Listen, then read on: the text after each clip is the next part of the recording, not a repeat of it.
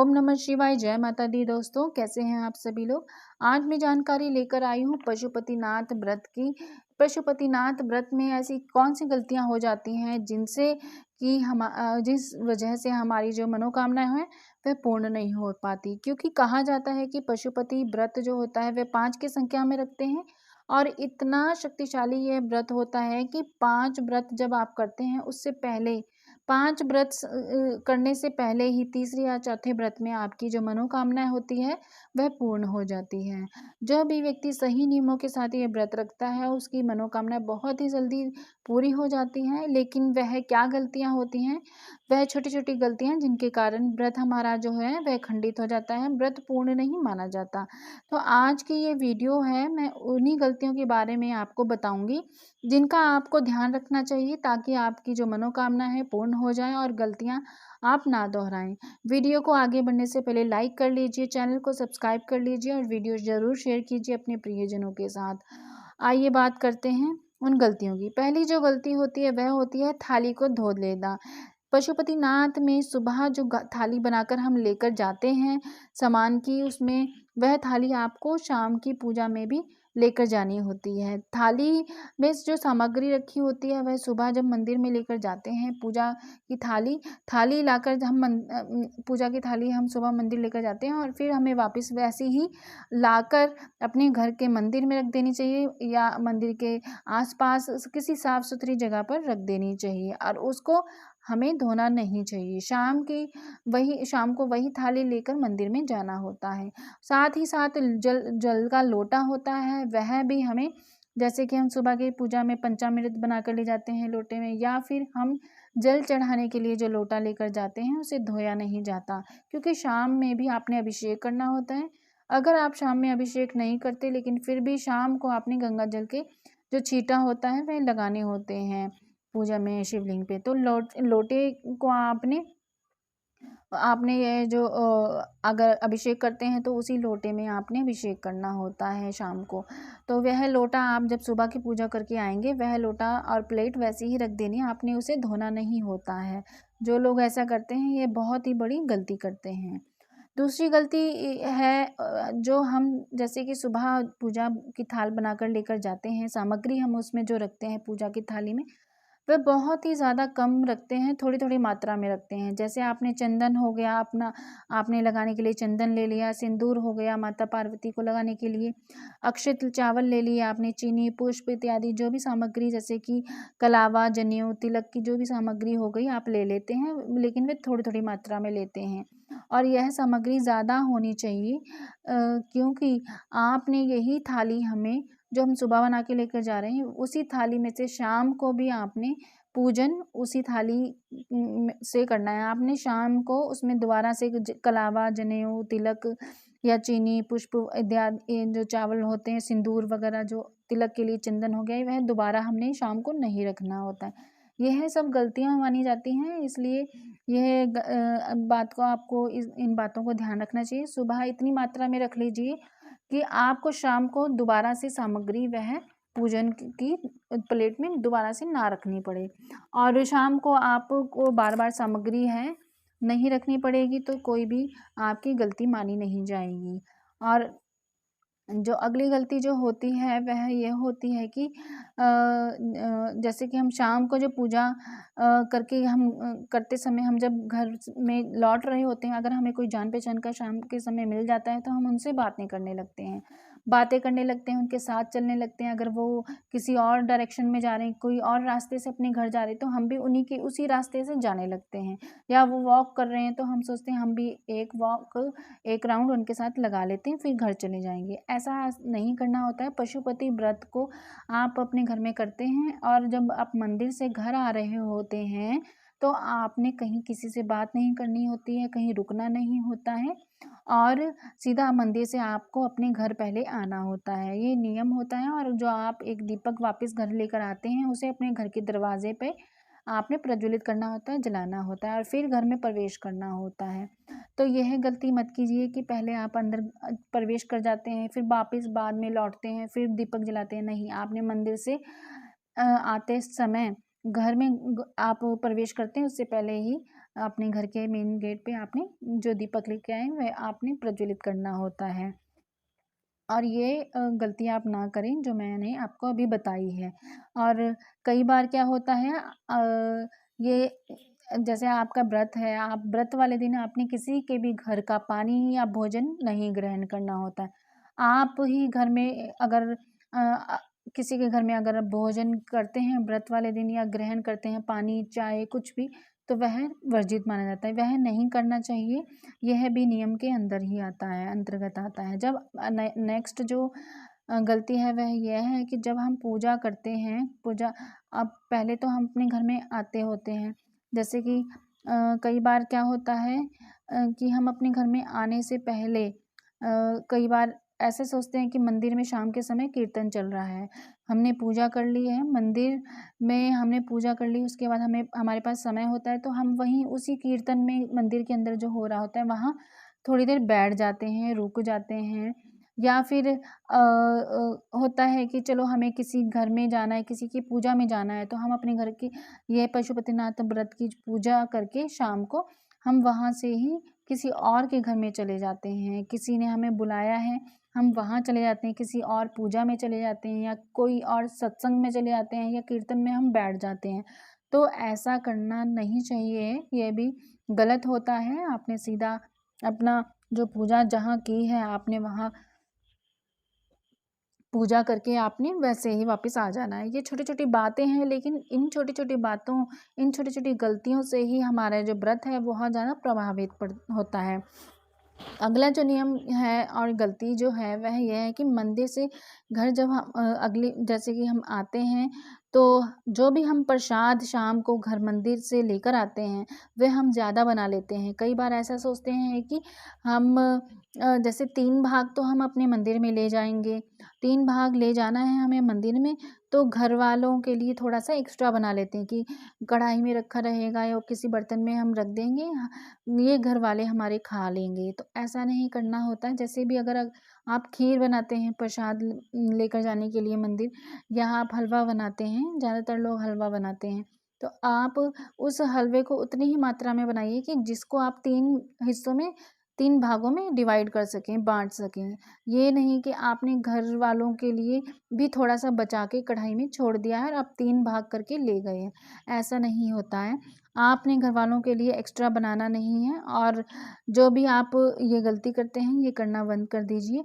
प्रसाद सिर्फ़ उतना ही बनाना होता है जितना कि 3 भागों में बाँट सकें, और 2 भाग जो होते हैं वे आप मंदिर में अर्पित कर देते हैं, और जो तीसरा भाग होता है आपको स्वयं ग्रहण करना होता है। उस प्रसाद को आपको किसी को भी बाँटना नहीं होता है। अपने घर के किसी छोटे बच्चे को भी वह प्रसाद आपने नहीं देना होता है। ये नियम के अंतर्गत आता है और ये इन नियमों का पालन करना आवश्यक होता है। देखिए, ये गलती अक्सर हो ही जाती है बहुत लोगों से, क्योंकि सोचते हैं कुछ मीठा बना रहे हैं तो घर वाले भी खा लेंगे। हम अपने 3 हिस्से निकाल लेते हैं और छोड़ देते हैं। ऐसा आगे से आप अगर करते हैं तो ना करें।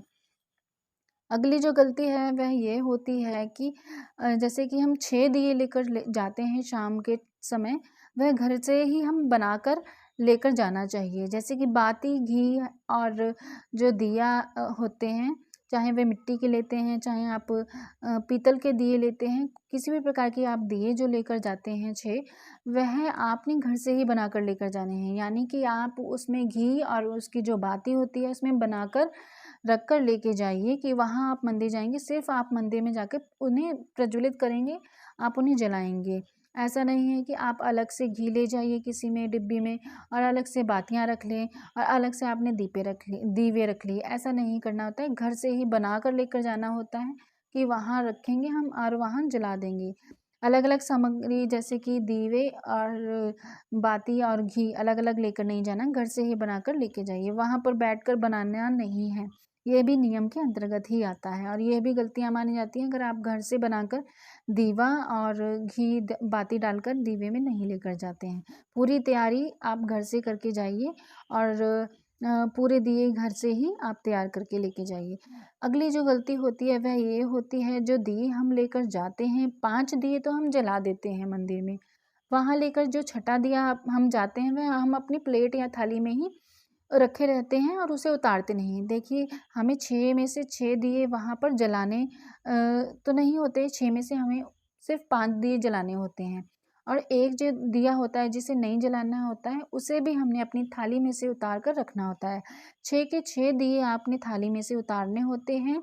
5 दियों को आप प्रज्वलित कर लीजिए और जो आप ये 5 दिए प्रज्वलित करेंगे तो इसका भी नियम होता है, प्रज्वलित करते समय हमारा ध्यान यहीं मंदिर में होना चाहिए। अपनी मनोकामनाएँ, पहला दीपक आप जब जलाएँगे तो आपने अपनी मनोकामनाएँ जो है, आपकी मन्नत है, वो मनोकामना है, वह आपने बोलनी है मन ही मन, पहला दीपक जलाते हुए।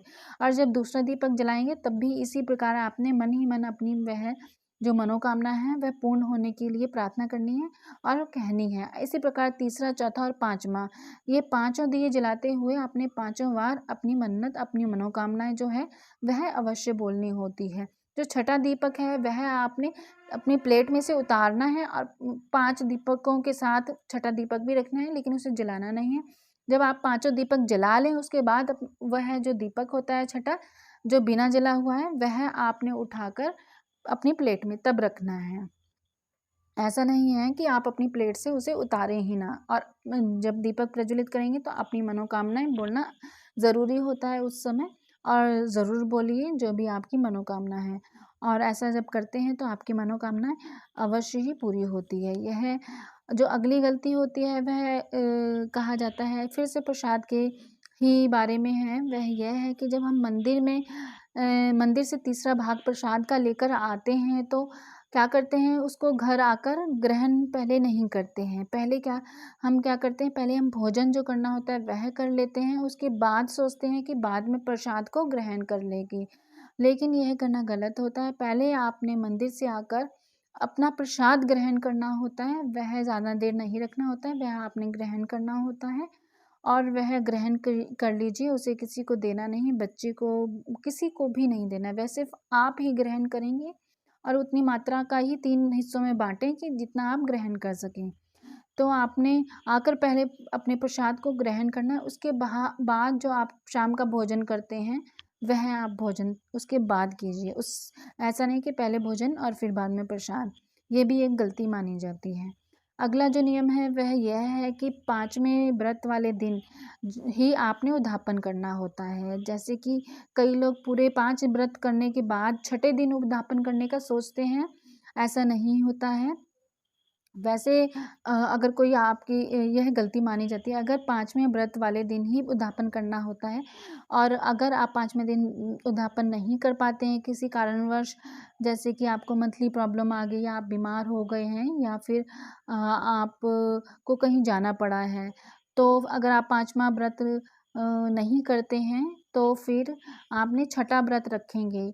ऐसी हालत में आप छठा व्रत रखेंगे। देखिए जो मंथली प्रॉब्लम होती है लेडीज़ को, अगर उसमें जैसे कि मासिक धर्म में है, तो उस दिन तो आप व्रत रखती हैं, लेकिन उस व्रत को आपने काउंट नहीं करना होता है। वह व्रत काउंट नहीं होता है क्योंकि उस दिन आप ना तो पूजा कर सकते हैं, ना ही आप मंदिर जा सकते हैं, ना आप धूप-दीप कर सकते हैं और ना ही आप भोग प्रसाद चढ़ा सकते हैं। तो इसलिए ऐसे में वह जो आपका व्रत होता है ऐसी अवस्था वाला, वह माना नहीं जाता है। ऐसी हालत में आपको मतलब कि छठा व्रत रखना पड़ता है और जिस व्रत में आप पूजा पाठ कर सकें अच्छे से, वही व्रत माना जाता है।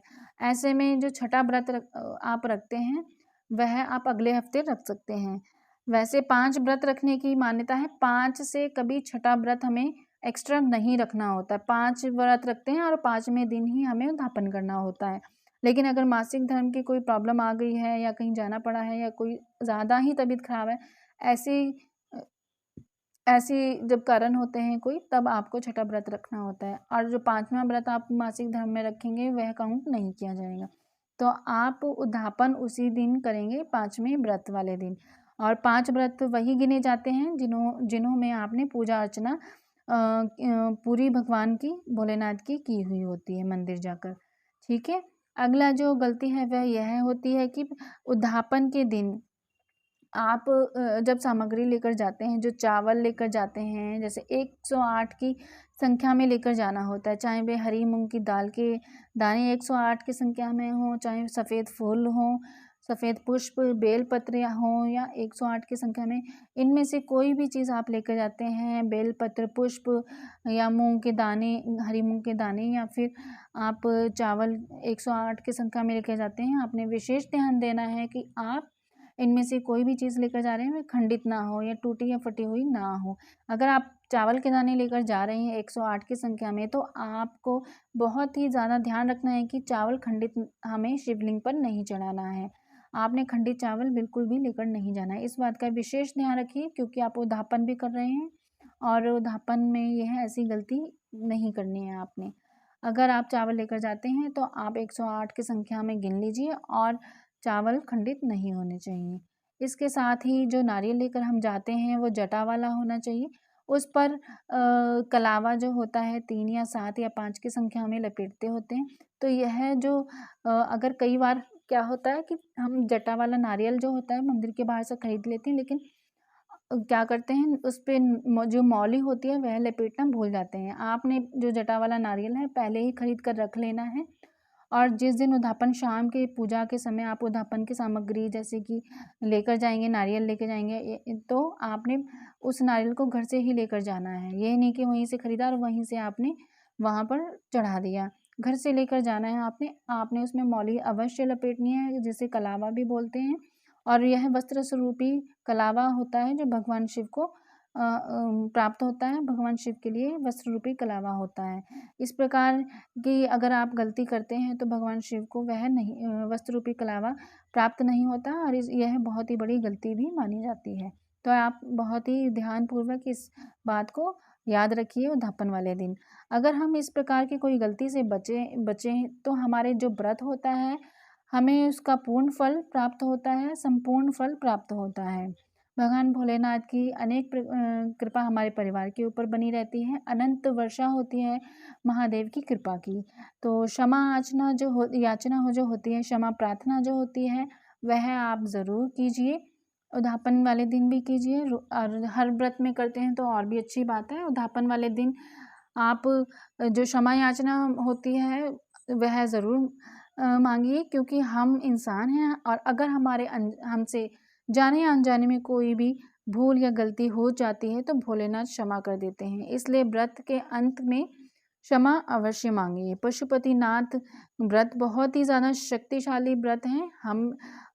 जो भी करता है इस व्रतों को और नियम पूर्वक पालन करता है, वह हर प्रकार की जो मनोकामना होती है, असंभव मनोकामना को भी भोलेनाथ संभव में बदल देते हैं। तो ये थी जानकारी पशुपतिनाथ व्रत के नियमों की, बहुत ही ज़्यादा ज़रूरी है। इन नियमों का पालन अगर नहीं करते हैं, इन नियमों की अगर जानकारी नहीं होती है, तो हमारे जो व्रत होते हैं वे पूर्ण नहीं माने जाते। एक तरीके से कहीं न कहीं खंडित या दोष वाले हो जाते हैं।